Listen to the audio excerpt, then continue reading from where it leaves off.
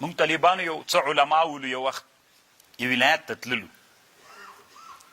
ډېر علماو په یو وار باندې تیارې ته چې ور وختلو نو تیاره کې خو د علما یو 40 نفره علما وو او نور سوارلی هم پکې ناست وو هر چا ته خپل ټیکټ ورکړي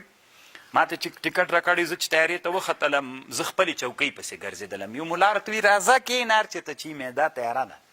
باچایي چې کوي په لیونتوب به یې نه کوي دما چې کم ځای کې سیټ ته دلته ما ته لیکلی زه غجې کې یعنې ما اسوارلی ته فکر و چې علماو د هغوی په جایونو باندې ناست د علماو د هغوی په جایونو ناست ول مخکې سیټ بس ګډ وډ ناست ول هغوی بېچارهګانو څه ویللی نه سو داسې غوسه زه خپلې چوکۍ پسې خپله چوکۍ مې چې پیدا کړه هلته کېناستله نو ما ته وایي راځه پروا نه کوي څه مې لباس نه ده که نه تا ته ټیکټ درکړی ده په خپله چوکۍ دي چې چیرې والته کښېنه نو نظم ښه ده که بېنظمي نظم ښه ده نو دا چې علم نه وي د انسانه سره څوک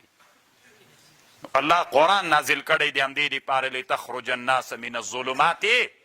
الى النور انسانان چا ته راوباسه